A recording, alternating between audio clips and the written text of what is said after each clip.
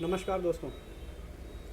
Foreign contribution regulation amendment act 2020 इसके आने के बाद ऐसा लगता है कि एनजीओ के क्षेत्र में विशेषकर वो छोटे छोटे एनजीओ जो कि फॉरेन फंडिंग पर निर्भर थे बड़ी एनजीओ से, उनमें एक उदासी का भाव छाया हुआ है। लगता है कि वो उनके दिल की आवाज़ है कि हमसे क्या भूल हुई जो ये सज़ा हमको मिली, परंतु पता नहीं अब किसकी भूल थी और ये सज़ा है या नहीं, ये अलग बात है।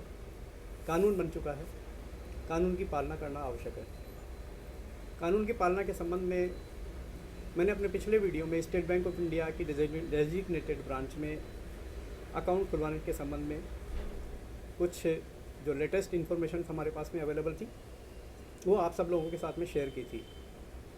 उस संबंध में कुछ प्रश्न मुझे प्राप्त हुए हैं और सबसे बड़ा प्रश्न ये है कि बहुत सारे एनजीओ, सोसाइटीज, ट्रस्ट जिनका फॉरेन कंट्रीब्यूशन का account already state bank of India में है, उनका प्रश्न ये है कि क्या उनको भी ये एक अकाउंट नया खुलाना पड़ेगा या वो उसी अकाउंट से काम चलेगा, उनको अकाउंट खुलवाने की ज़रूरत नहीं है। तो इस बारे में मैं कुछ स्पष्टीकरण देना चाहता हूँ। सबसे पहली बात तो जो ये एक्ट पास हुआ है उसमें स्पष्ट रूप से कहा गया है कि फॉरेन कंट्रीब्यूशन जो भी प्राप्त होगा वो स्टेट बैंक ऑफ इंडिया की डेजिग्नेटेड ब्रांच में ही प्राप्त होगा।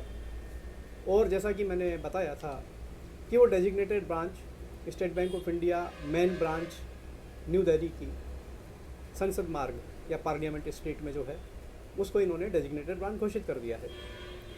अब निश्चित रूप से कि आपका अकाउंट उस डेजिग्नेटेड ब्रांच में तो नहीं है, यद्यपि आपका account state bank of India में हो सकता है, लेकिन वो किसी दूसरी ब्रांच में होगा।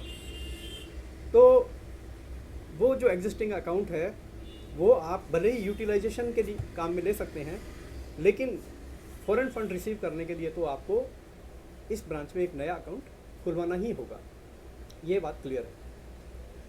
अभी कल स्टेट बैंक ऑफ इंडिया से एक ईमेल प्राप्त हुई जिसमें उन्होंने बताया है कि वो क्या क्या डॉक्यूमेंट्स उनके रिक्वायर्ड हैं अकाउंट ओपनिंग के लिए।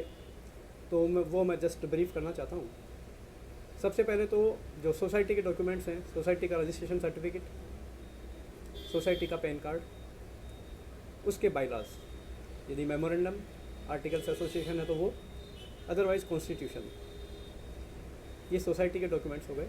प्लस आपके एफसीआरए का रजिस्ट्रेशन सर्टिफिकेट जो कि आपका वैलिड होगा 1 अक्टूबर 2016 से, और उसकी वैलिडिटी आपकी होगी उसमें 30 सितंबर 2021 तक की। आप चेक कर लीजिए, ये डॉक्यूमेंट सोसाइटी के आपके पास में होने चाहिए। इसके अलावा अब जो डॉक्यूमेंट्स ये तो रेडी हैं, रेडीली अवेलेबल हैं। डॉक्यूमेंट्स क्या तैयार करना होगा? एक रिजोल्यूशन पास करना होगा। रिजोल्यूशन पास करना होगा इस कानून के तहत। एसबीआई की इस ब्रांच में अकाउंट खोलने के लिए एक रेजोल्यूशन पास किया जाएगा।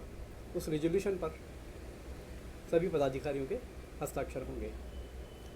अभी पदाधिकारियों के लिए जो उस पर साइन करेंगे तो जो आपकी प्रेजेंट में मैनेजिंग कमेटी है, चाहे वो 5 लोगों की है, वो 7 लोगों की है, और कुछ लोग बड़ी भी रखते हैं, कुछ 11 लोग भी हैं कईयों की मैनेजिंग कमेटी में।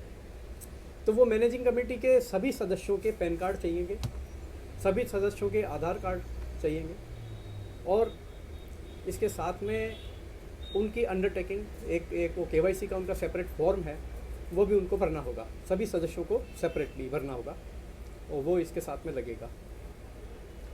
इसके साथ में रिजोल्यूशन पर भी वो सभी सदस्यों के साइन होंगे। ऐसा नहीं है कि सिर्फ प्रेसिडेंट, ट्रेजरर और सेक्रेटरी के साइन होने से ही काम नहीं चलेगा, ऐसा बैंक वालों का कहना है। तो ये सब डॉक्यूमेंट्स आप तैयार कर लीजिए, रेडी रखिए। जैसे कि कल मैंने आपको बताया था कि स्टैंडर्ड ऑपरेटिंग प्रोसीजर उनका शायद आजकल में तैयार हो जाएगा। तो आज तो सैटरडे है, आई थिंक मंडे तक संभावना है, आशा है कि वो सर्कुलेट कर देंगे अपनी सभी ब्रांचों में इसको, और उसके बाद में आप अपनी नियरेस्ट ब्रांच में जाइए और ये अकाउंट ओपन करने की प्रक्रिया को शुरू कीजिए। कठिन समय में भी समाज को साहस का पाठ तो आप लोग पढ़ाते हैं, सभी जो एनजीओ हैं, तो इस समय को बहुत कठिन मत मानिए। ये एक फेज है, ये भी निकल ही जाएगा। तैयारी कीजिए, फिर मिलेंगे किसी नई जानकारी के साथ में। नमस्कार।